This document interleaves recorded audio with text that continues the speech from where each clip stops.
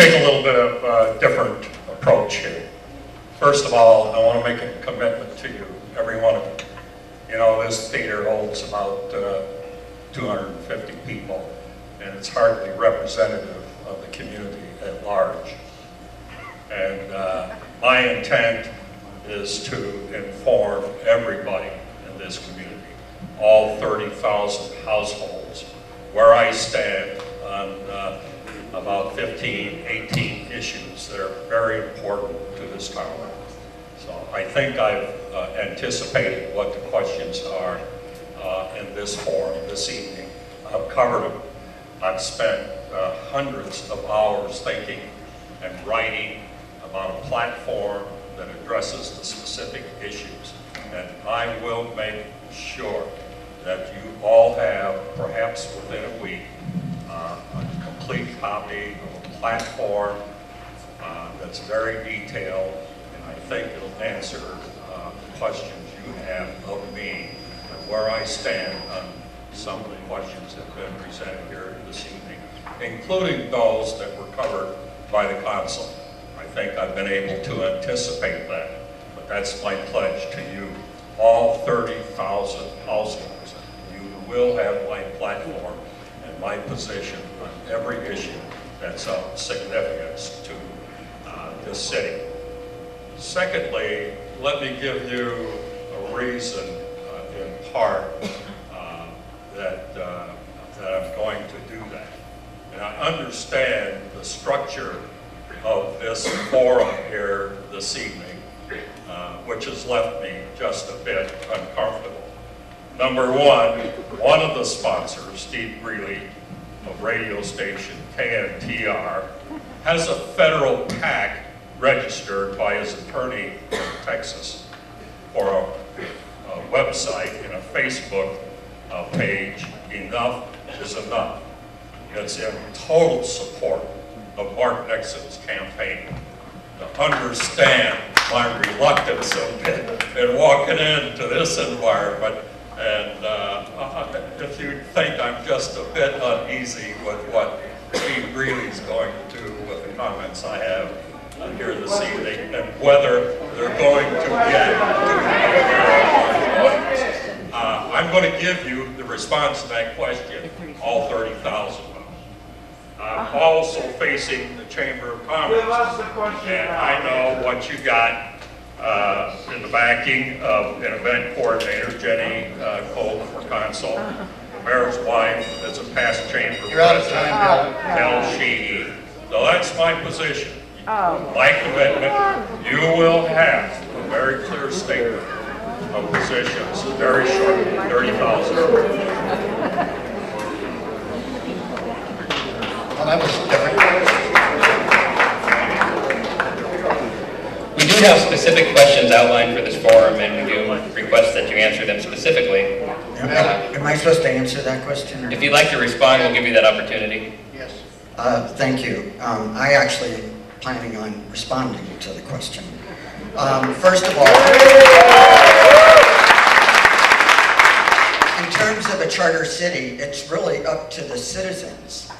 But what I will tell you is that of the 91 cities and towns, there's only 19 were charter cities. And most of them were conducted or are done many years ago. And state law has now so closely resembled charter cities and vice versa that there's really very little advantage in having a charter city and going through that additional expense. The other problem with a charter city is what was pointed out. It can be changed regularly depending on who's on the council. And so to me, all you're asking is for making it a lot easier to have additional taxes. And as you know, I do not like any additional taxes. What should the city do to attract new businesses and employers? That's a really good question, and it's one that I know it was part of the discussion we had today at the Tri-City Council. That's the group, the Kingman, Bullhead, and Lake Havasu City, where we get together to find ways to work together the best we can. And what we're trying to do is find out really what does each community have that we can capitalize on. And as you heard earlier, there's a couple of things that we have. Number one, we have ASU. Number two, we have MCC. And number three, I really believe that the motorsports facility could make a real difference. And let me explain that. It isn't that the motorsports facility and the events that occur are going to bring great paying jobs. Will they bring jobs? Of course. There'll be jobs in the construction and the running and operation of that motorsports facility. But what's going to happen, and what we've already been inquired about, is you're going to have ancillary businesses that say, geez, if you're going to have a motorsports facility, you know what, I do hot weather testing of tires. I do specialty engines. I do specialty transmissions, body work, etc. All highly skilled, good paying jobs. And what I see eventually is that by bringing in that motorsports facility, working with ASU, working with MCC, trying to diversify our economy, you're going to see a greater demand of business travel. And what will that do? That will then finally attract an airline to come to our city saying, now we can make a profit here because there will be a lot more business travel. So there's a lot of things we do. I work with the PED every day trying to bring in businesses. I was the chairman of that organization, and we worked very, very hard. We were part of the group that put together the business park. Do we need to fill it? Absolutely, we need to fill that park. But I am proud of the fact that Romer Beverage is there bringing very good jobs to the area.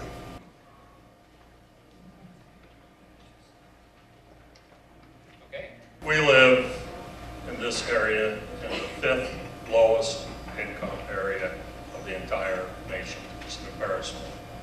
We have a below average level of educational attainment. We're at a huge disadvantage in competing in modern society for industries and businesses that pay decent wages. Right now, we're pretty much a tourism industry town, and the salaries and the wages are sometimes below minimum wage. If you're a waitress, they only, I think they have to pay $4.50 an hour, or maybe it's $4.75 because you get tips. If you don't get very many tips that day, you're in trouble. There are families where two working adults are having to hold 4 and 5 part-time jobs to make it work. First things first, to be competitive, we've got to improve the educational level and attainment of our workforce. To what extent should the city act to impose new taxes to attract a new university or expand the current one? Zero. It's not allowed under the state constitutional section of that restricts gifts of city money to state agencies, to the county. That's pretty clear. But I've got another issue, and I'll address that in my delivery to 30,000 people of my positions on those issues. I want to stop the play like you mean it marketing strategy for tourism promotion that has resulted in destructive media exposure of the kind that's a total embarrassment to our responsible, law-abiding citizens. I'm sure you are aware that Havasu was recently ranked by Co-Ed magazine as the 6th trashiest place in the world to spend spring break.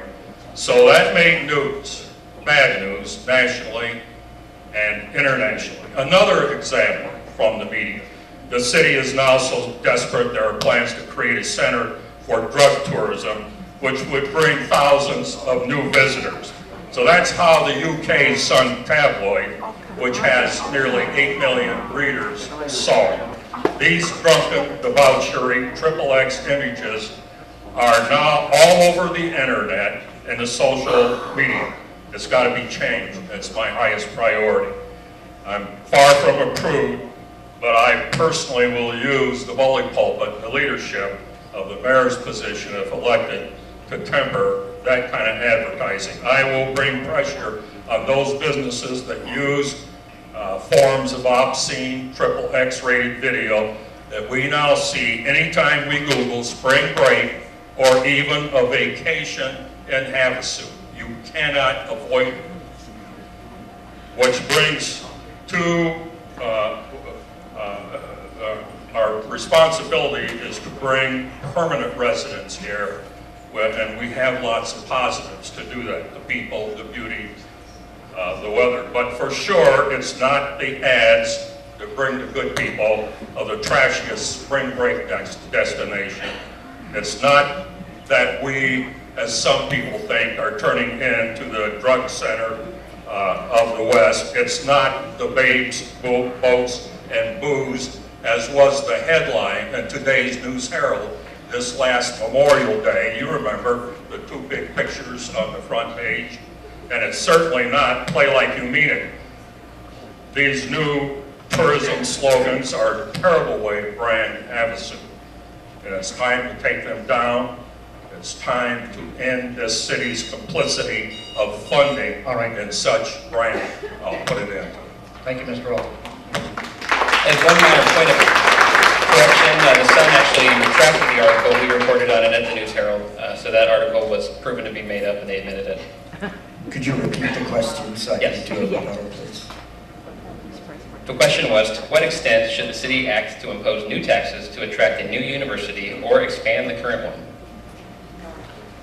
Okay, great question. First of all, apparently one of the candidates spends a lot of time reading Co-Ed magazine, and it's not me.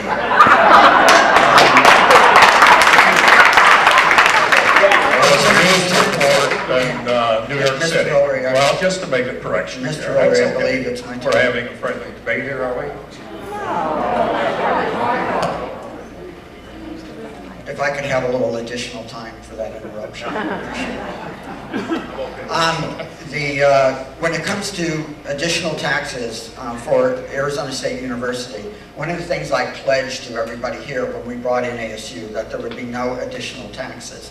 Now, suddenly, my opponent says that he's not interested in additional taxes, but let me read to you right from his website. It said, "My intent is to start now, and I have started now, with the planning of a city charter and a university tax district.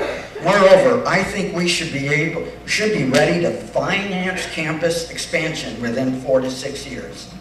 So it sounds to me he does have a plan because of that charter for additional taxes. I can pledge to you, I have no intent of doing that. Didn't do it in the past, I'm not going to do it now.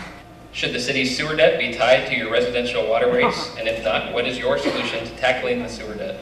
Well, that's always a very difficult question, but one of the things that a lot of people think about is that they say, especially if they've only moved here in the last 4, 5, 6 years, they somehow think that I started the sewer project not understanding that back in 2001, this community voted, I think it was about 78%, to retrofit 25,000 septic tanks. And at that time, the plan was put in place as to how we were going to pay for the sewer. And that was through this method called winter quarter average, which in effect ties your sewer rates to water usage, but it's primarily in the wintertime when you're not going to be doing a lot of irrigation. That is not an uncommon practice. I happen to own another home in Goodyear, and lo and behold, I have to follow the winter quarter average in Goodyear as well. One of the positive things about tying the sewer rates to water usage is conservation. When I first started working on the sewer project, and it was some $27 million over budget, and we ultimately brought it in 2 years ahead of schedule and $120 million under budget, the flow rates, in other words, the amount of water that was being used was much higher back then than it even is today, and we had fewer residents because everybody conserved. If you decided what you really want to do is to get rid of that, then you have to have another method. And that was explored in October of 2012 through a variety of staff presentations to the community. And what it showed us, if you, for instance, you decided you wanted to go to a flat rate, forget the conservation, forget water usage, flat rate, it was going to be between $75 and $80 a month, sewer only, to be able to raise enough revenue to pay off our bonds. Those bonds have to be paid off. Or maybe you want to go to a property tax. If you go to a property tax, about 65%, and actually it was actually higher than that, I'm sorry, 80% of the community would actually, once they combined their new property tax with the adjusted rate for the sewer, would pay a higher rate. In other words, what you were really doing was those who could least afford it, our retirees, low income, etc., their rates were going to go up, and those who were using a lot of water, their rates were going to go down. And I don't think that's fair. And it's just simple math. If 52% of our community, which is correct, is paying the minimum of $41, you can imagine other people are paying more, and those people paying $41 are going to have to go up to meet the middle. So I really don't think that's going to be the answer. I conducted a scientific survey of the community, and recognizing that in years past I did support the existing system. But what I found was that 91% of our community, our voting adults, hated the current system of water fees tied to sewer fees tied to water usage. It's the most hated policy I believe we've ever had in this community. So in a workshop some time ago, the mayor declared they would do nothing, which means ignore you, and refinance the debt. So front page news was 40 years. They're going to tack that kind of debt load on what you already have. That's good policy, not for me. My question for Mr. Ullery, and we've heard some of it tonight, is that he has indicated that he wants to pay off the debt, but doesn't tell you that there are prepayment penalties. And we already make debt payments of about $21 million a year. So in order to pay off $285 million, I would like to know what services such as police and fire are you planning to cut, knowing that public safety is roughly 2/3 of our budget? Or are you going to do like in the last three forums, as you said, raise our sales and property taxes, or maybe just sewer rates? I can't imagine cutting police and fire service. What a bunch of baloney, Mark. Where do you get this stuff? I find this petty politicking a bit irritating. We got ethics problem here.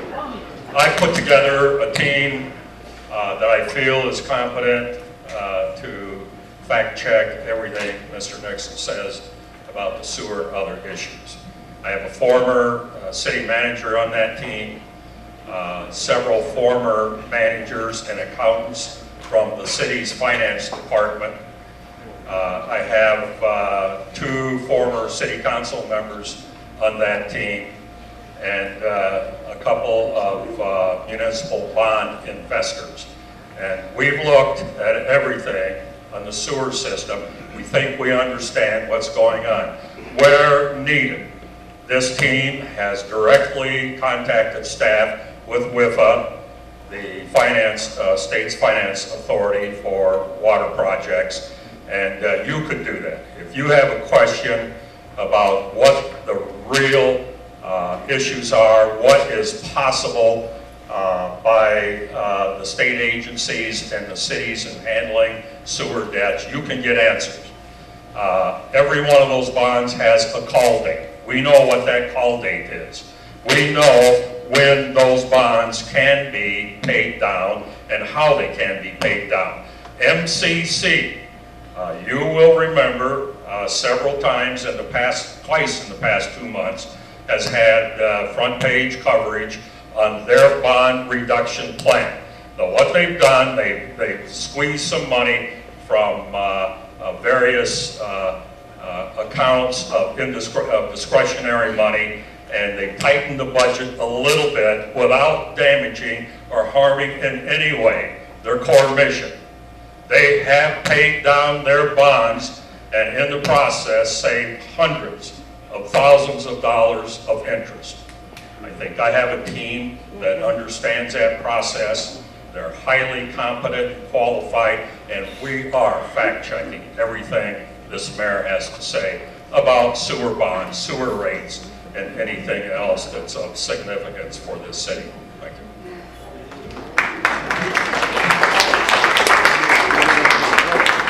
Mr. Nixon, you do get a 1-minute response.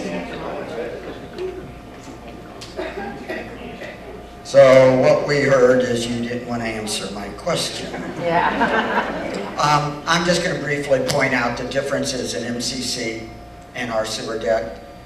Kudos to MCC for paying down their bonds. They amassed $5 million. We owe 57 times that amount, $285 million.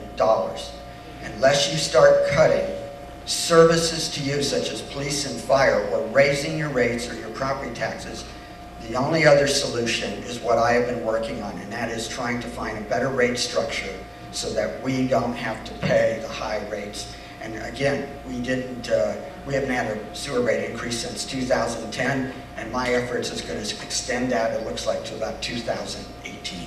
Mr. O'Leary, this is your chance to ask Mayor Nixon. Oh, okay, sure. During your term as mayor and an accountant or treasurer or something for the Freedom Bridge organization, the internet news outlet Independent published a scathing review and investigative report of the Freedom Bridge fundraising effort and the conflict that had occurred over missing money and how some of the donated funds were spent.